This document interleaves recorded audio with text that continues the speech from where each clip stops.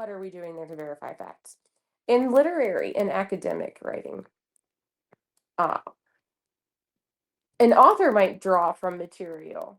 Welcome to Dear Business Coach, the podcast. My name's Elizabeth. Find one thing to move your business forward today with conversations, spotlights, interviews, articles, and free resources. Listen and follow and subscribe on social media, Dear Business Coach pages and groups, Dear Business Coach podcast, LinkedIn, Instagram, YouTube, and don't forget Spotify, Apple, iHeartRadio, Amazon Music, anywhere you listen to podcasts. All it takes sometimes is one little thing to move your business forward today. Going live. It says we're live. It says we're live. It says we're live. It says we're live. My name is Elizabeth Walker, producer and host of the Dear Business Coach podcast. Welcome, welcome, welcome. And guess what? Thank you, Apple subscribers. Thank you, email subscribers. What is a source? What is a source? Let's do it. What is a source is a topic that I want to have a guest on for. If you are an expert at what is a source, please give me a contact email and or go right ahead and submit yourself to the website to be a guest. All right, thank you. So how to cite a source depends on what context. We have journalism, we have academic writing, and of course, any kind of professional citation is helpful if you're using general commentary, like here on this podcast. Well, I want to get better at that. In journalism, citation can be informal and you kind of referenced in the text instead of at the bottom in a footnote or in an extra section like a bibliography. And you would you see statements, read statements that say, like, for example, according to the EPA, or Jane Smith, a cardiologist at Johns Hopkins, said, for example, dot, dot, dot.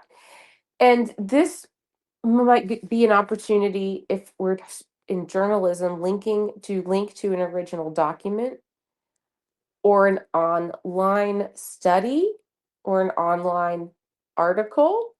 Now, a printed study, even better.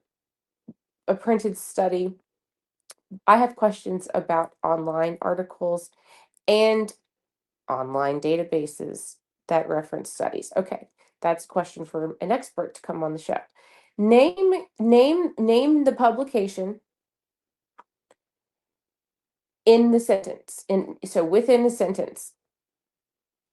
Well, what if it's academic writing? This is more formal, and we actually have styles. So we these different bodies of format called styles. There's the MLA style, the APA style, the Chicago style, and IEEE.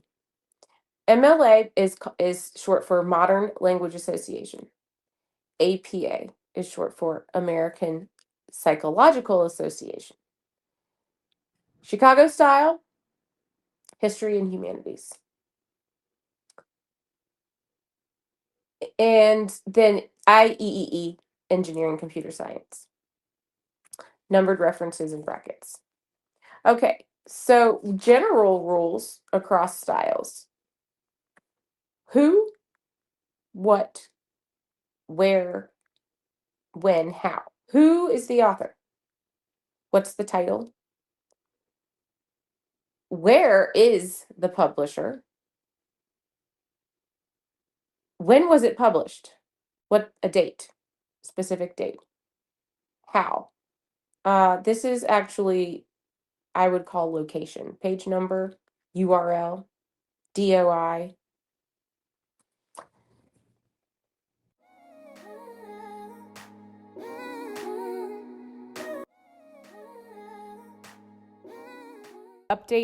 Update. now you can get 10 free email issues when you sign up for email at dearbusinesscoachpodcast.com. Discount codes, early access, exclusive content, the magazine, and access to the VIP page. Dearbusinesscoachpodcast.com. The best thing to do is, according to my notes here, which I used Claude for, is to ask an editor or a teacher what publication style is necessary or preferred for your submission. And of course, there are tools we can use. I can go to Zotero, Citation Machine, and Purdue OWL. These will help format citations automatically. Okay, I in my highlighted notes, I highlighted to always cite even when paraphrasing. Well, a source specifically, I asked directly, what is a source in my title here for today's recording? And a source is specifically what answers all of those questions, the origin of information, right?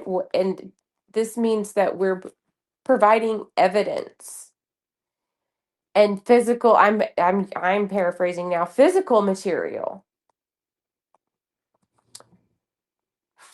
In journalism, we can be talking about a person where I might be actually using, what's my source? A person who told me something. Maybe I'm reading a document directly. And then there are documents that can be provided by organizations.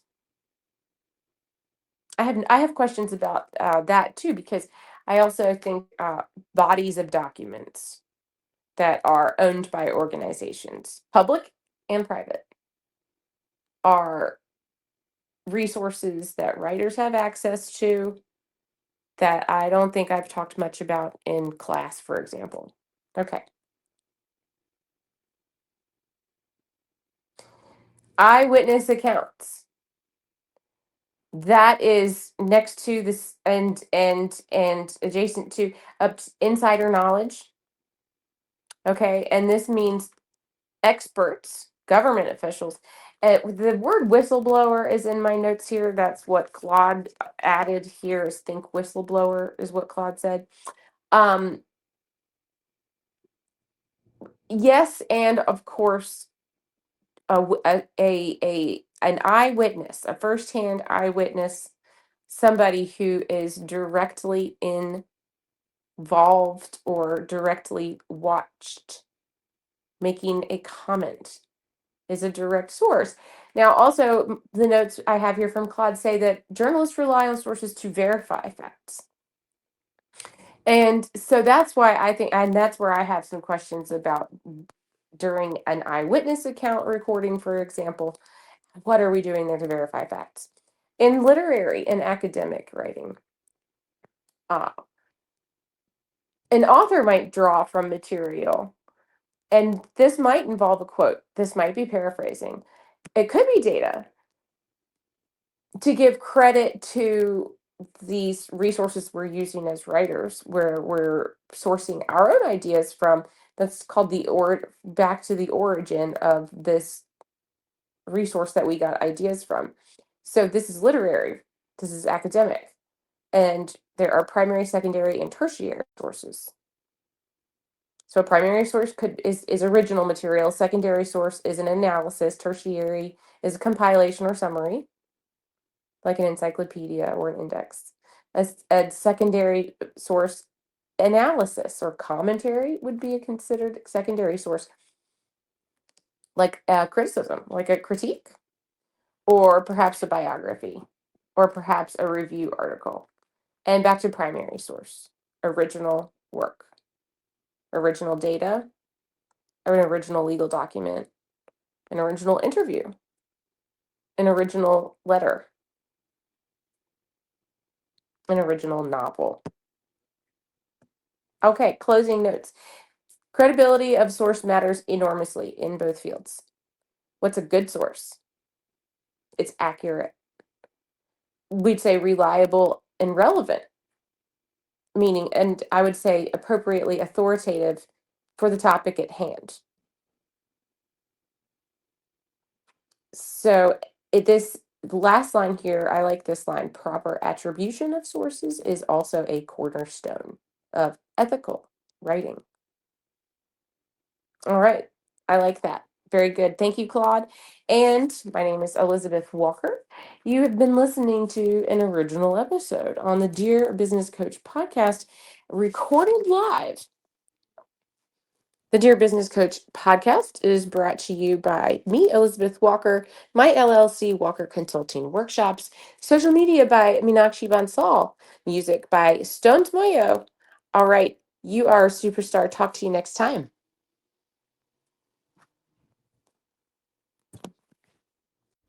You've been listening to the Dear Business Coach podcast.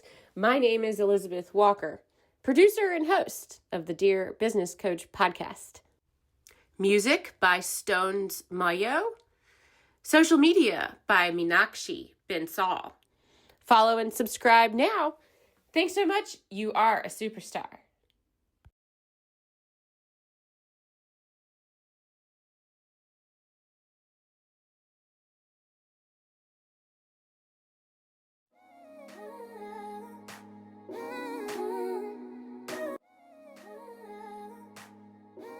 Visit the deals page, dearbusinesscoachpodcast.com/deals. Get your coupon codes there for all of the retailers who support the Dear Business Coach podcast and are giving you a special discount for being a listener here. You are listening to the Dear Business Coach podcast. My name's Elizabeth Walker and expert guests.